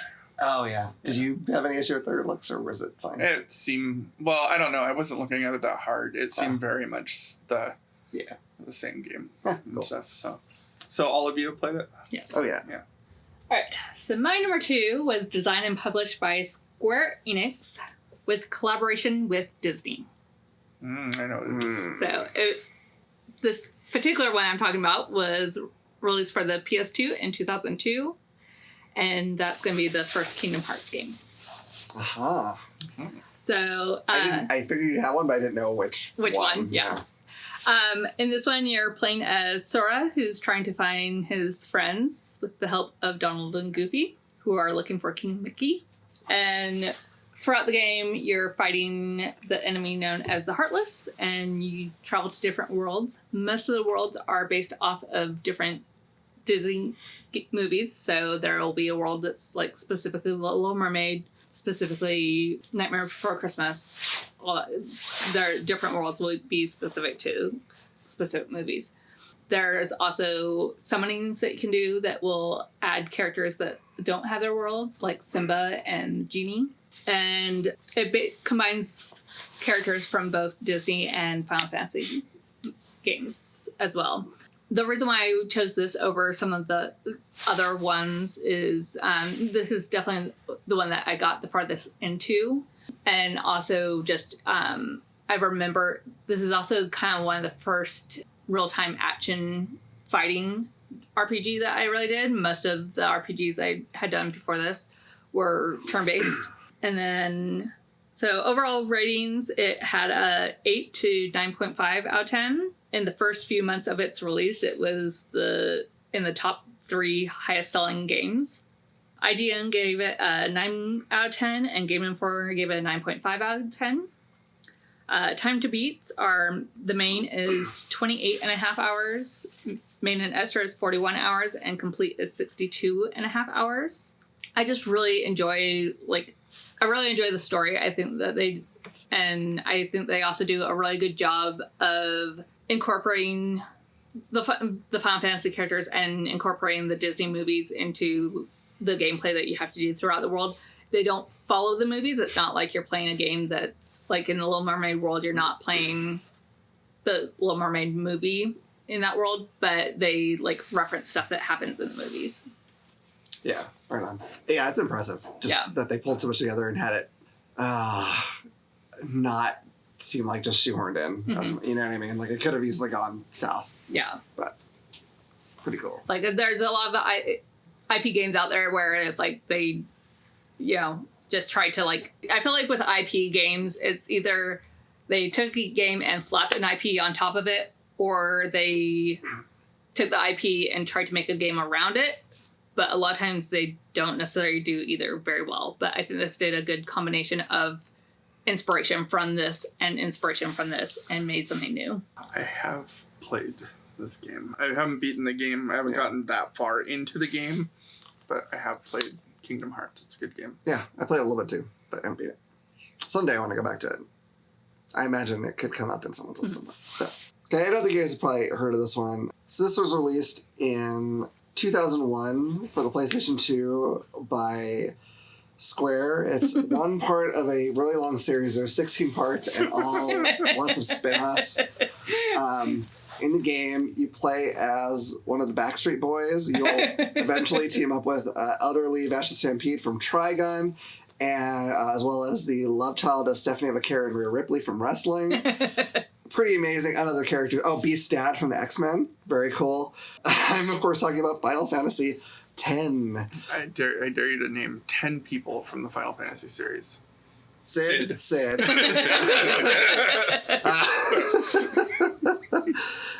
I will go over all the things. You did 10 as well. Yeah. Wow. I thought for sure someone, even if they did cross Final Fantasy, they would have picked someone else, a different one. Yeah. I really like 9 as well, but I haven't beaten 9, and those two are so far my favorite. So, but I did go through 9 or 10, excuse me. So I won't say a lot of the same stuff that you had. Famitsu gave it a 39 out of 40. They're known for being really tough on games, so being that close to perfect from them, it says quite a lot. It has a 92% on Metacritic. It placed 43rd in Game Informer's list of the top 200 games of all time. Oh god, this game. I didn't get as deep into Blitzball as you did. I think I did whatever I had to get Waku's thing. I don't think I played a lot of it besides that. I literally got to the point where I forgot what the main storyline was at one point. I believe it. That's how it could happen. I was trying, and I don't even know if this is actually possible. What I wanted to do at a point was I wanted every character to go everywhere on the map thing, which I don't know if you can really do that, but at some point I was like, this is going to take the rest of my life if I try to do this. So I didn't, and I went through and beat the game. I'm going to give a confession here. When I beat the game and it was doing the ending, I started sobbing, and I don't even know what I was feeling. I don't think at the time I knew what I was feeling. Something in this game hit me hard. Hard. I love it. I love this game. I have not played it again, not because I wouldn't. I just haven't. Because I want to play 10 too, actually, which I need to do. It's the last Final Fantasy before they went real action-y, I think. Because, 11 was an MMO, and then 12 was kind of more action. And it was still good. And I don't hate those, but it's just... 12 was you had to learn programming. It was a little weird. 12 felt like an MMO to me, but anyway, Well, that's what it was supposed to do. It was supposed to feel like a single-player MMO where you give your additional characters like a suggestions of what to do and like priority, and then hey, you know it might be cool if you went over there and cast Thunderhog on that guy. yeah. Wink, wink. Unless I'm hurt, then you heal me. Yeah, of course. But yeah, I mean, you've already said so much about Final Fantasy X. I don't have tons more to add other than it is absolutely my favorite Final Fantasy. I'll be amazed if they ever outdo it. They've got time to try, but I'll be amazed if they ever do. Because I don't think most JRPGs can. It's that damn good. It's good. Make it a 10-3. What'd you say? Make 10-3. 10-3. Do it. 10-3. I'm sure they could based on like the plot line. Yeah, I don't know how to If that makes sense. ended up, or 10-2 I should say ended up, but I don't care. I don't care if you have to say like, we're retconning this. I don't care. Do it. 10-3. Whatever. 10.2.5. 10-2.5. Whatever. I don't care. Do more 10. Now's the time to change your ways and start making everything a sequel to each other, like for real. But go back to 10. Do some turn-based stuff. 16 was a good send-off to the action RPG stuff, I guess. So let's get back to basics. Wow. I thought I was going to be the first somewhat repeat, but it's interesting. Yeah. Fantastic. Love it. Love it. I had a Lulu statuette thing. It was plastic. It wasn't like a... We still have it. It's in Logan's room and broken now. Yeah, it's destroyed. It's destroyed. But Lulu, go look up a Ripley and Stephanie Vaquer and imagine they had a baby. They're both girls, so it's hard. But just imagine if she became a mage. Lulu. Could you imagine being a belt seller and Dude. walked into your... Lulu is your customer. You don't even... like, she goes in and you're sold out of things. No one else can buy it, girl. She's a hot goth girl. Yeah. That's what she is, with belts. Yeah. Loves belts. Who could blame her? Belts are great. Hold up the pants. Love them. All right, you're number 2. My number 2. This game was developed and published by Konami. Directors Yoshitaka Murayama. It is a long-running series. It came out in Japan in July 11th of 2002 and in North America October 22nd of 2002 for the PlayStation 2. Now, by the dates and by the publisher, you can probably figure out which one this is. This is the Suikoden series, Suikoden number 3. It has a time to beat. You can beat it. I have done it. Main story is 62 hours. The main plus extra is 67 hours, and the completionist is 77 and a half hours. Suikoden 1, Suikoden 2 easily could have made the top 5. I only wanted to pick one, so I believe number 3 was like the most nostalgic time for me. It also has the best opening theme song, which David will play right here. Welcome back. Bulbasaur. No, wrong one. Tabasco sauce. Catch 'em. I'm gonna get sued. Go ahead. But it follows 3 main characters, Chris Lightfellow, Godot, and Hugo. And they're all kind of in different times in their lives. Chris is like in like the military. She commands a bunch of military forces, and she is in charge of like going out and unfortunately like keeping control of the natives in the land and things like that. And then Hugo is one of those natives that you can also follow. And then Godot is a mercenary who, of the 3, obviously they all come together eventually. But of the 3 is kind of set back from the other main 2. It is a sequel to Suikoden 2.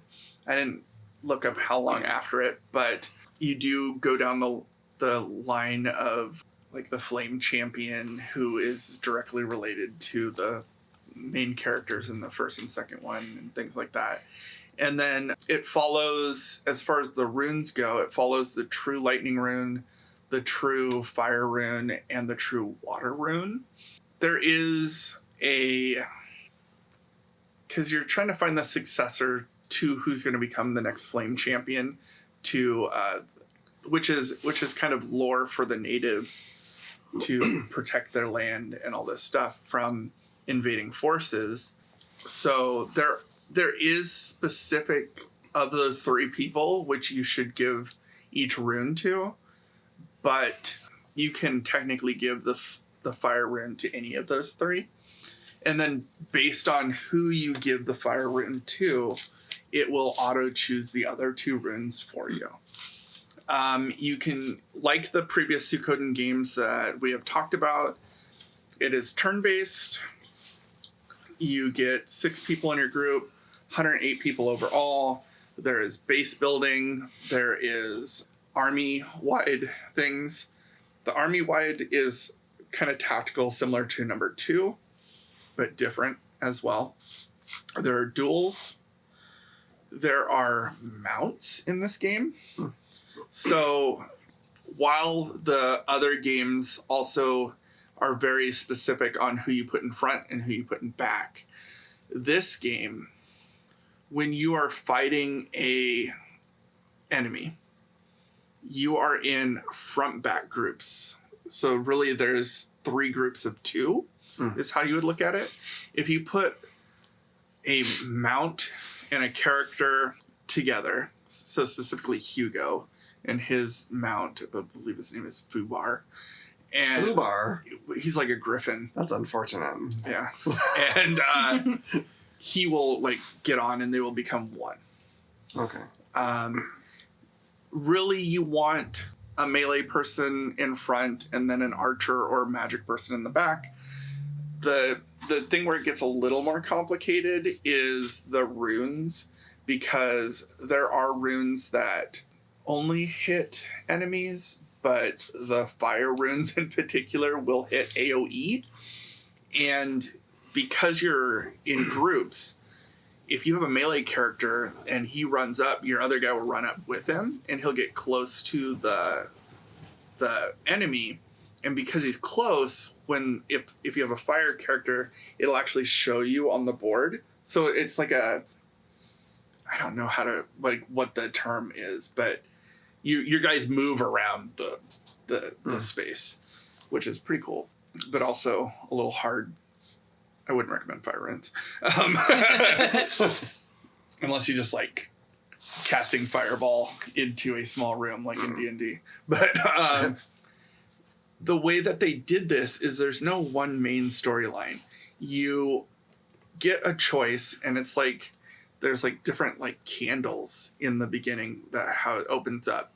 And you can play chapter 1 of either of those 3 characters. And then eventually you could play like 1, 2, and then 3 of the same character. And then it'll lock you out of that character for a bit because it wants you to play the other ones. The way I like to do it is 1, 1, 1, 2, 2, 2. Mm-hmm. And then at a certain point, when everyone kind of comes together, then there's a main story. Okay. Then eventually when you unlock some other characters, they have stories as well. So when you get to the end of a certain chapter, it'll come back to that main screen.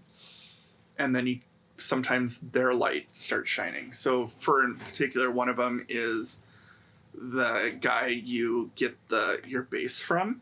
And that is more of kind of the history of your house and township. And of course, like the other ones, some people you get can fight with you. Some of them are just townspeople. A lot of them have different stats that you can upgrade.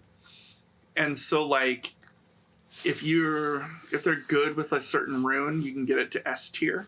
Or if they're good with certain abilities, you can get them to S tier, like speed or strength or things like that.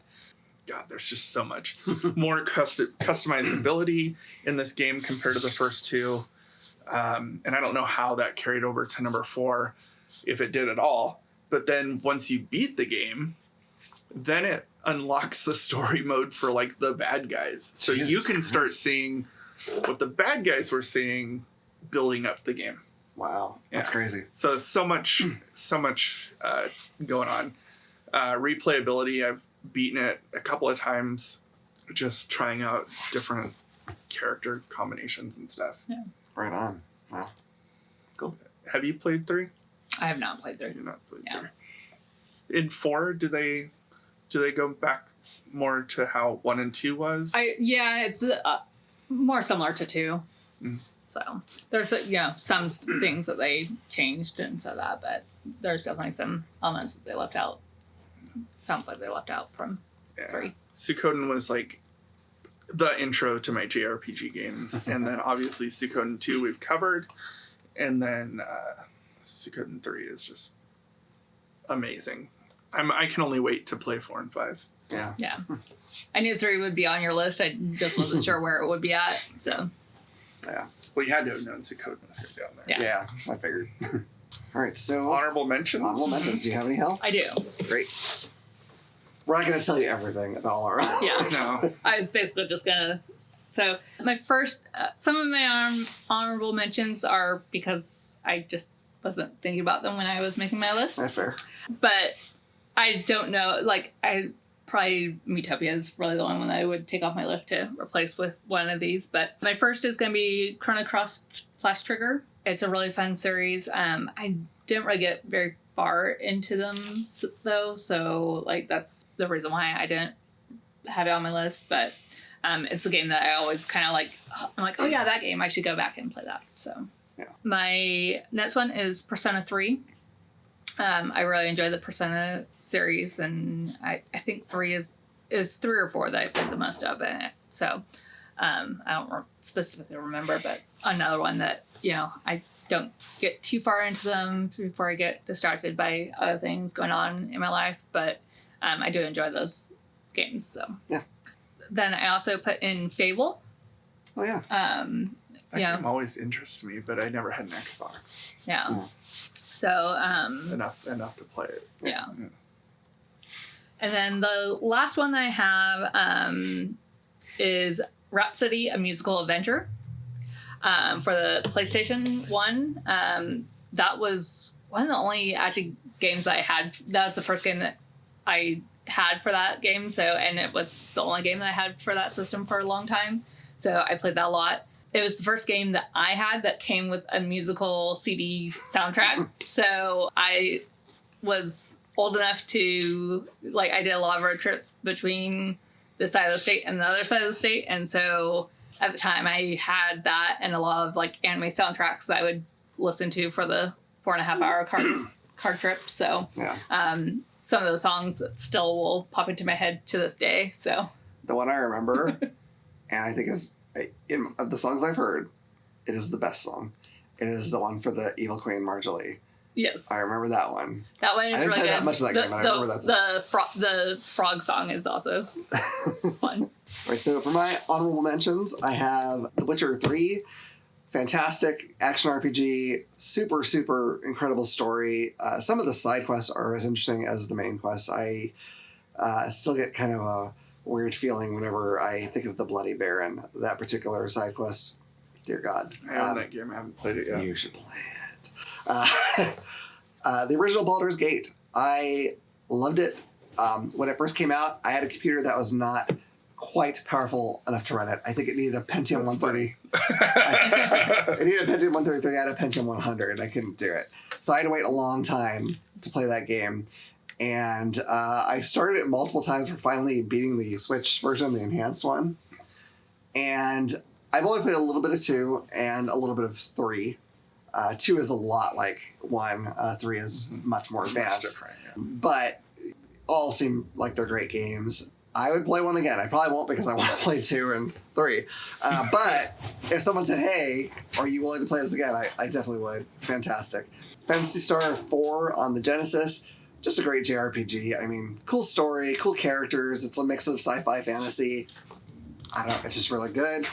Starflight, 1 and 2. I played Starflight 2 on the Macintosh. I played Starflight 1 on the Genesis. I don't remember if I could even tell many differences, but it's the first like open world kind of RPG-ish thing I've ever played. It was a big part of the inspiration for Mass Effect because you captain a ship, you recruit your crew for the ship, you can go to planets, you can create trade routes for yourself if you want to earn money to upgrade things. You fight enemies, you meet alien races, there's a big bad thing going on. Incredible. Not pretty at this point if you look back at it, but wow, I was like so wrapped up in it, and I was like writing down like, if I go here and get this mineral, I can take it over here and get this money, and I got obsessed with it for a while. It was nuts. And then finally, I have Skies of Arcadia on the Dreamcast and later the GameCube. Great RPG by Sega. It's your Sky Pirates, and it's very charming. It doesn't take itself too seriously. It's just excellent game. So, my honorable mentions. One of them is a more recent game, Triangle Strategy. It is an amazing tactical strategy game, very similar to games like Vandal Hearts, Final Fantasy Tactics, and those type of things. Right. There's not so much customization as far as the characters are, like job classes or anything, but within the characters' specific job classes that they have, you can definitely pick and choose different things that you can upgrade.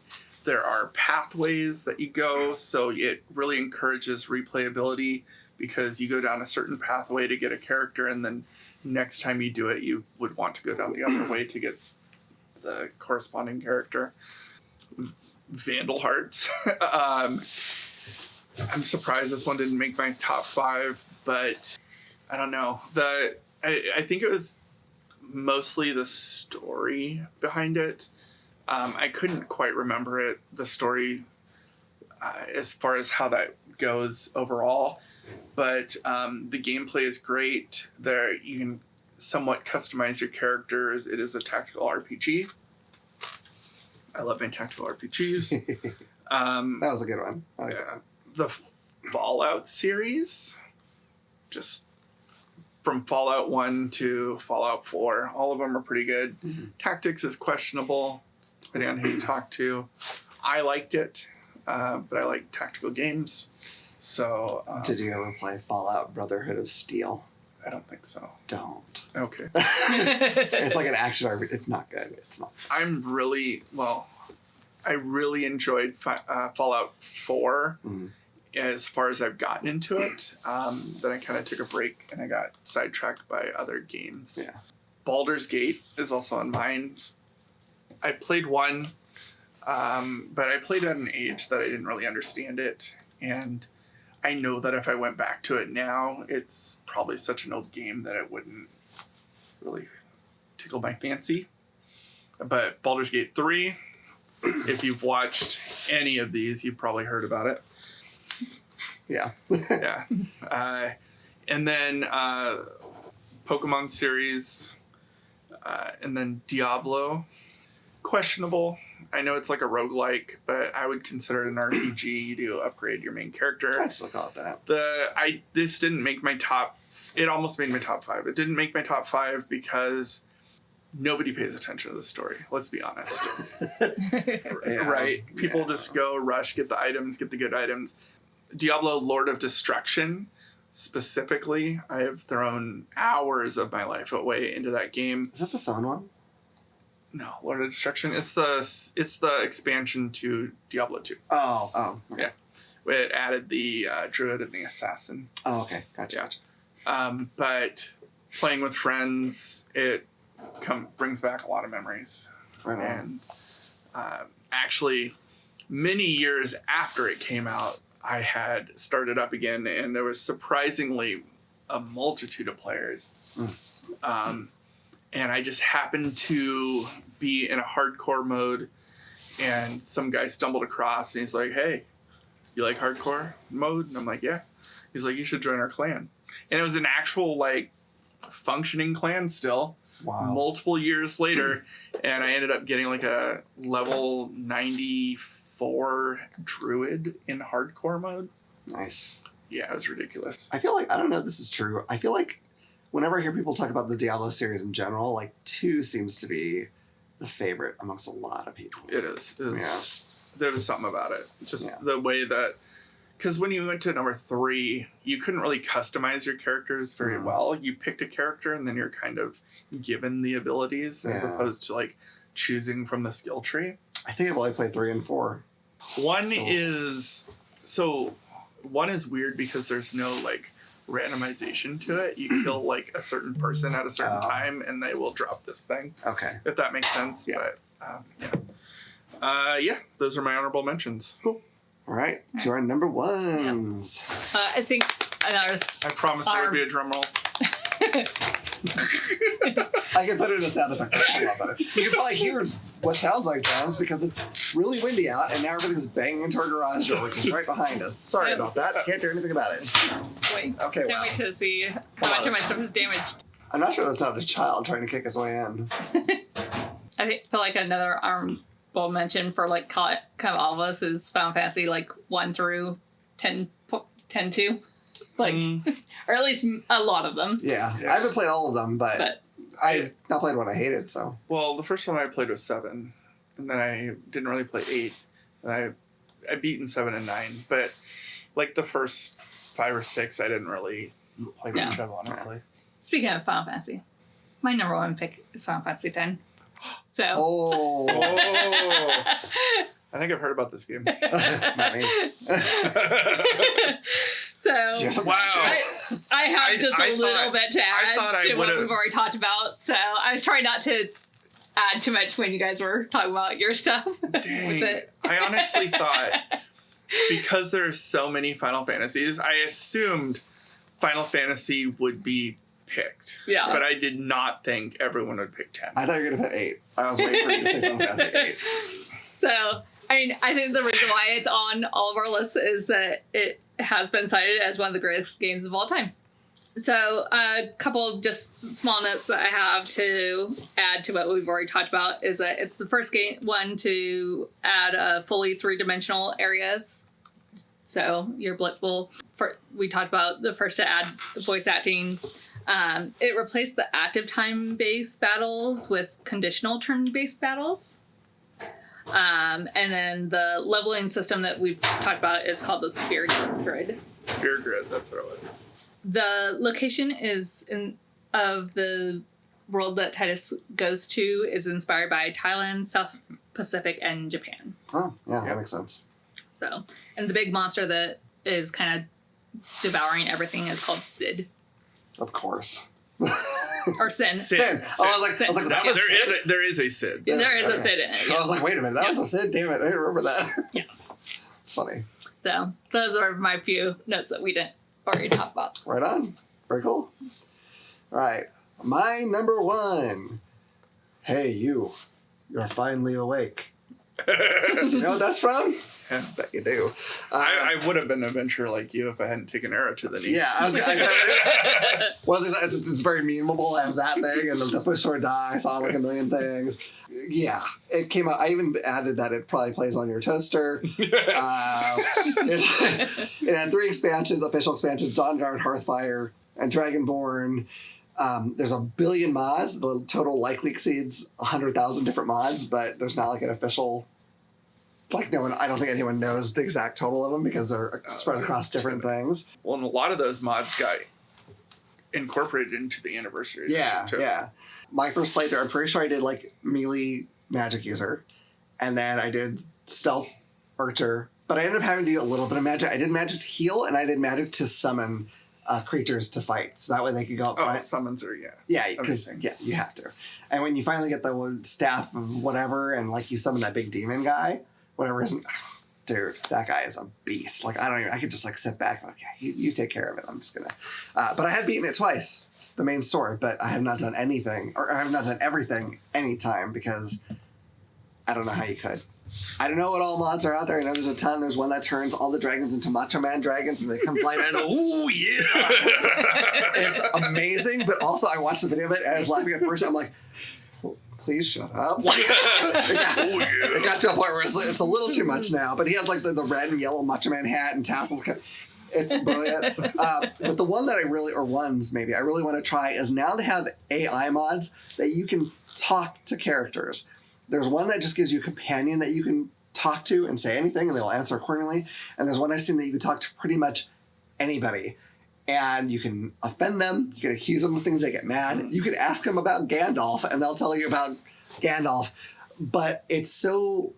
I think it looks really immersive if you choose to play into it, or completely take you out of it if you start asking about Gandalf and Darth Vader. But whatever you want to do, it seems amazing. But I also looked into how to install that, and it looks extraordinarily complicated. So the chances of me ever doing it, unless it becomes streamlined, is very small. But you can get it all right now on Steam. The special edition is $39.99, but wait till it goes on sale. It will. Yeah, it will. It'll go I on got sale. mine on sale for like $15 It'll be or cheap. something. Yep. I do love that, like, you know, I made a stealth archer, and you go on some of these missions, and I never liked having a companion because as a stealth archer, like, Right, they kind of yeah.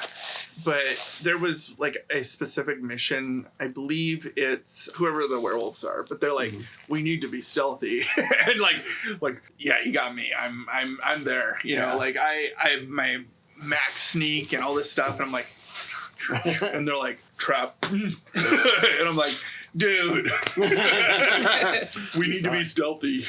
We'll be banging some pots together.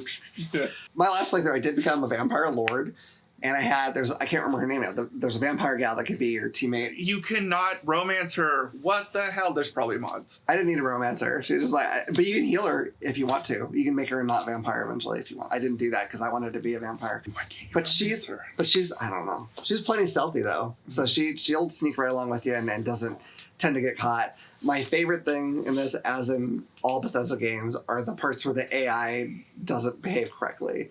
I remember it was early in my last playthrough, and I was going to a cave where there were bandits, and there was like a rock formation in front of me, but there was like a hole in the middle of it, so I could kind of see where they were sitting at a camp. And I got through, and I shot my arrow, and got the guy right in the head, but it's an RPG, so it didn't kill him. And he stand up, and they went searching around for me for a while. And then he went to sit down, and the arrow was still sticking out of his head. He was like, oh, I guess it must have been the wind. The wind blew an arrow from outside the cave into your head, and you're not, what? I love it. It made me laugh so hard. And there's all kinds of little things like that. But Or like if you accidentally fight like a guard and they kill you, and like, there's a murder here. I wonder who did it. Like, you. yeah, you did. You did. Oh, God. Yeah. But like the vampire chick, now that you got me on it, you those are the only ones you meet their parents. You meet their mom and dad. That's the and you can't even romance them. Yeah. Yeah. It's a shame. She's cool. She's like the coolest one too. Yeah. Like she actually will go, like you'll be talking to somebody and she'll go off and do something. Like she'll start like acting like she's making potions. Yes. Or whatever. And like some of the other ones do. They just kind of stand there with their weapon, like ready to fight while you're buying herbs. Like wow. She's like I could occupy my time with something over here, and like yeah, she's fantastic. Okay. Anyway, my number one. It is a game. I bet it is. Be weird if it wasn't. Mm-hmm. This game was released April 24th, 2025 for the PlayStation 5, PC, Xbox Series XS, and GeForce Now. I don't even know what that is. Streaming GeForce service, I think. Okay. I have it on my computer and I've never used it. This was developed by Sandfall Interactive, published by Kepler Interactive, directed by Guillaume Broche. It's French. Producer Francois. It has an amazing soundtrack. Like, I listen to it, all the songs still to this day. This is, of course, Clair Obscur Expedition 33. It is an amazing game. So how long to beat for Clair Obscur Expedition 33 is probably one of the shortest on my list at 28.5 hours. Main plus extra is 44 hours, and completionist is 66 hours. I played it for Steam, and like it is amazing. The menus are very similar to, even though I've never played them, Persona.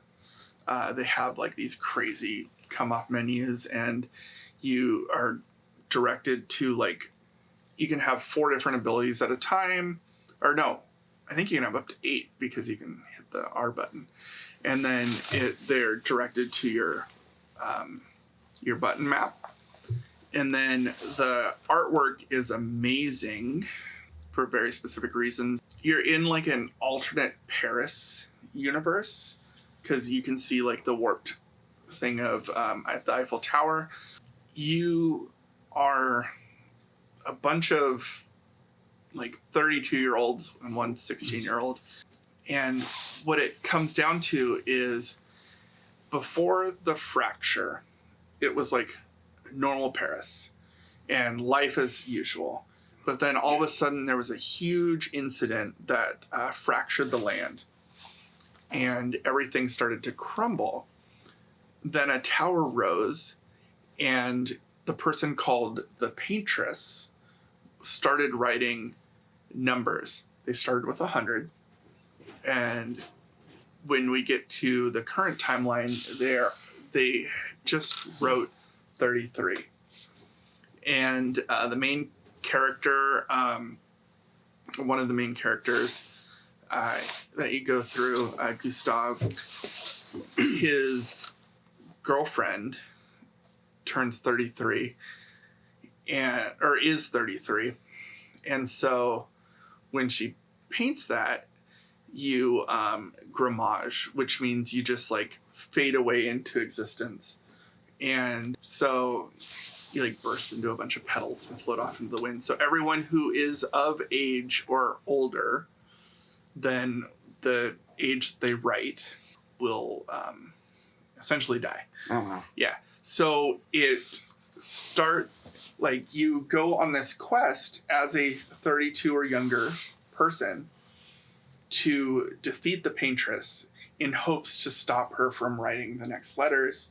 Because obviously if it gets lower and lower, you can imagine like if it gets down to like 16, then only 16-year-olds, and eventually you'll just have babies. Like it's a very sad outlook, and it talks about that. It really pulls at your heartstrings, this game, because I mean, people are not wanting to have babies because they won't be around to raise their children. Right. Crazy. And things like that. And then as you're exploring the world, it eventually opens up into a world map that you can traverse in different ways. And they have like sub areas that you go into. And they kind of give you hints on like, you can go anywhere, of course, and fight anyone. And technically you could, I mean, there's obviously things in the storyline that you have to do before fighting the final boss, but essentially like there are extra final bosses that you could go straight to. And as a level 1 person, because of the game mechanics, you could technically beat them. So, because there's like a parry mode where as they're attacking, so it's traditional turn-based, but it's like Sea of Stars or Mario RPG, where when they're attacking you, you can interact with them and push buttons and then counterattack and things like that. It is like a short game, but like I said, there's so many extras that you can go through and so many side quests, and just to learn about the world, plot twists, all sorts of things. Get connected to the characters. Yeah. Cry. Laugh. I gotta play it. Yeah. Okay. Well, that was all our top 5s. We're gonna find out. Some better than others. Yes, mine were. Thank you. Yeah, we're gonna find out what we're gonna be playing next time. Steve has to go soon, so we're gonna try to get through this. So we had to pick games that were on what we call modern retro systems, which are your PS3, Xbox 360, Wii, Nintendo 3DS, and Xbox is in there just because it's limited in what games work with the emulator. So it had to be from there, and it had to be a game in a modern setting. It didn't have to be fully realistic or anything. Just had to be in a setting that was modern. So who wants to talk about their picks first? Do you want to talk? Oh, I'll do it. Okay. So I didn't really specify which system the games to be on, because we're going to be emulating a lot of these games, and some of these games might not emulate well for one system, but they're on multiple systems. It's kind of whichever system you can get the game to work on. So if we end up with a game that for some reason we cannot get emulated correctly, the person who made that pick will still get a pick, And they can either go with one of their other ones, or if need be, like stick to the same, like still a modern setting game, but go to a different system if we have to. Just so you know. Yep. So, go ahead. All right. So my first pick is going to be Buffy the Vampire Slayer. At first, I know it's just on the Xbox, but Yeah. We'll find out. My next one is Bully Scholarship Edition, and my last pick is going to be Tomb Raider. Right Which on. one's your iffy pick? My iffy pick is Buffy. Just it's IP I guess, and Yeah. So It was modern retro systems, modern games. So I had to do Call of Duty 4 Modern Warfare. I just had to I knew get that somebody in was there. going to do that. Yeah. So It's for the Xbox 360, PlayStation 3, and Steam. Call of Duty, solid franchise. Yeah. I played a few of them. Probably good. The next one is Metal Gear Solid 5, The Phantom Pain, for Xbox 360, PlayStation 3, and that is a monster scratching there. Yeah. PS3, Xbox 360, and Steam. And then my iffy pick, which is actually the only one that I played a little bit of, is this is funny because this is modern and fantasy at the same time. Nice. South Park, which everyone knows is during modernish time. It is.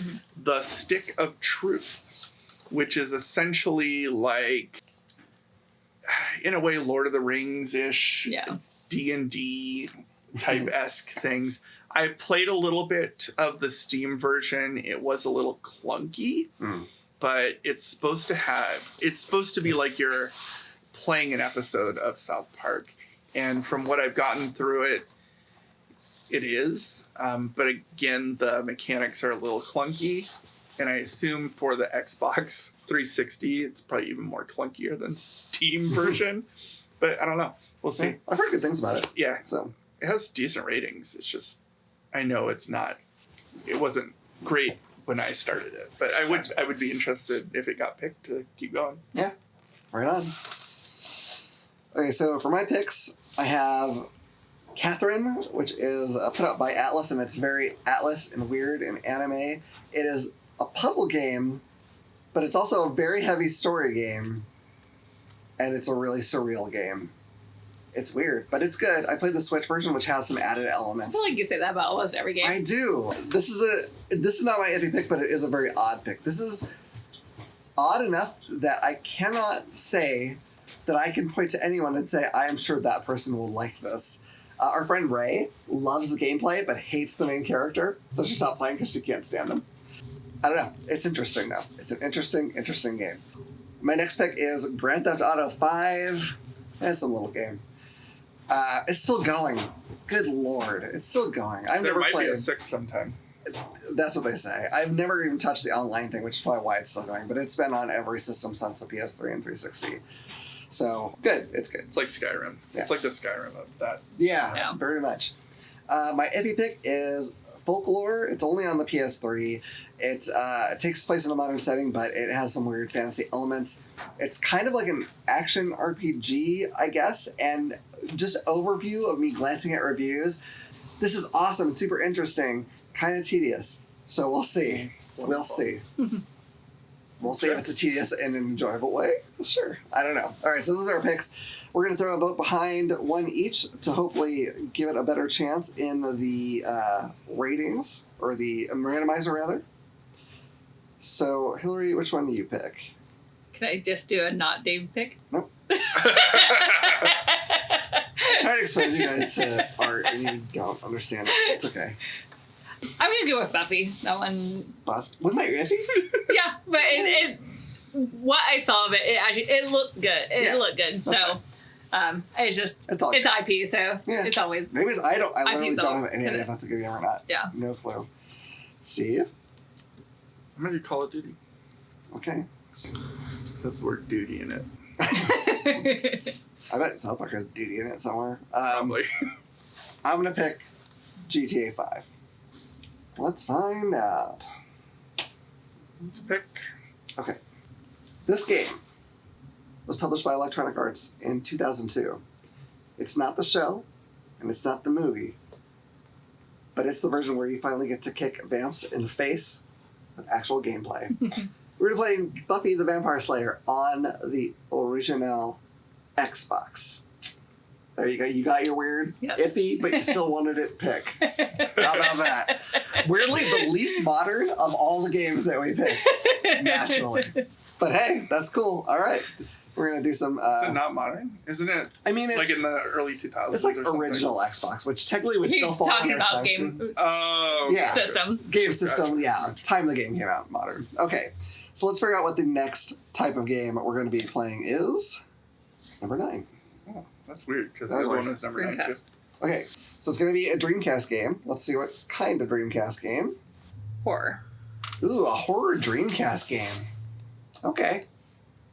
There are some choices. It's interesting. Yeah. Been a lot of horror. There's the horror Yeah. for the Halloween. This one's Yeah. kind of horror. We're getting Yeah. some horror stuff. All right, and we'll be playing Buffy in the meantime, so we're going to get ready for horror by fighting vampires. Kind of weird. But that's it.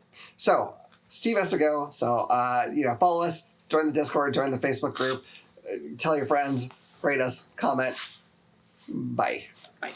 Bye. This is usually where I'd say something snarky, but you should just go play those games. All of them. That'll keep you busy for a couple decades.